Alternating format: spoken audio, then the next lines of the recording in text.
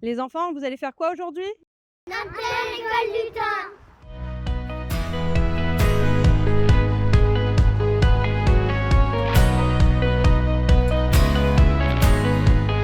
Ces compétitions inter-écoles lutins ont été lancées maintenant il y a une vingtaine d'années. Le succès ne se dément pas. C'est une compétition donc qui permet une approche du match en équipe de la part des enfants, donc une approche collective, rassurante. Ça permet d'appréhender les interclubs qui vont arriver assez rapidement en 9-10 ans pour ces catégories d'enfants. Le format de la compétition permet d'aborder les différents domaines du tennis via les 4 jeux présentés.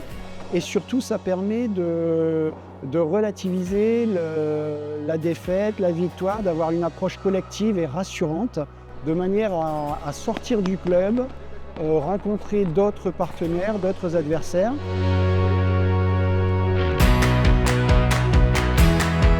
L'après-midi va être découpé en 4 jeux. Donc le premier, c'est échanger. Le deuxième, résister. Le troisième, qui perd sort. Et enfin, on terminera par le jeu du service.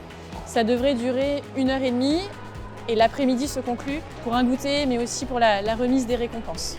Donc je trouve que cette animation elle est vraiment très positive pour les enfants. Je trouve que les lutins, ça permet de désacraliser tout ça, d'arriver ensemble et d'arriver avec l'esprit d'équipe. Et ça, pour moi, c'est extrêmement important en tant que parent que le tennis, qui est un sport individuel, permette de véhiculer aussi l'esprit d'équipe.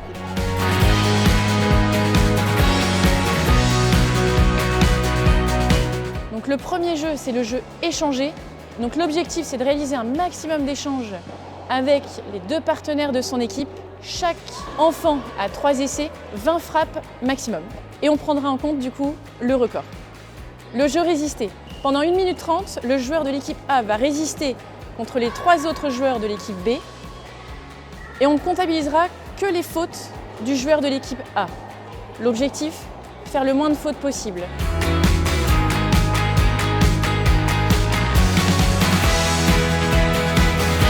Le troisième jeu, c'est le qui perd sort. Les 2 équipes sont positionnées l'une en face de l'autre. Les joueurs se relaient toujours dans le même ordre de passage. La mise en jeu est réalisée lorsque le point précédent est terminé et toujours par un des joueurs dont l'équipe vient de perdre le point. 2 manches de 15 points à 14-14 points décisifs et en cas d'égalité, on fera une manche en 10 pour se départager. Le 4e jeu, c'est le service. Les 2 équipes sont positionnées chacune dans une des diagonales pour ne pas se gêner. 10 services par enfant, 5 dans chaque diagonale. 2 points lorsque la balle passe le filet et tombe bonne. Et 1 point lorsque la balle passe le filet et tombe faute. L'animation, en fait, elle permet de faire plusieurs exercices et chacun trouve sa place en fonction de ses qualités. Donc il y a des qualités de régularité, des qualités d'attaquant, des qualités au service. Et je trouve que cette compétition, du coup, elle donne de la place à tous en fonction de son niveau. Et donc c'est vraiment très positif, je pense, pour les enfants. Et en tant que maman, ma fille a beaucoup de plaisir à venir jouer avec ses copains. Et je vois qu'elle est fière de faire partie d'une équipe. Donc c'est que du positif.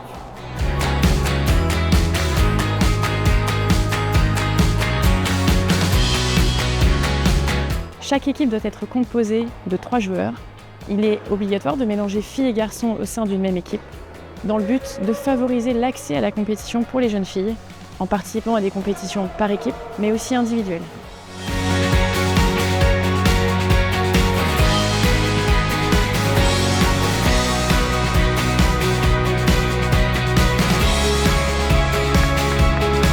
Les inscriptions se font en début d'année pour disputer les phases de poule dans les clubs respectifs et dans le département respectif.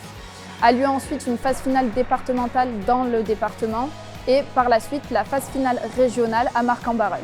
N'hésitez pas à vous rapprocher de l'enseignant de votre enfant en club pour participer à cette superbe animation.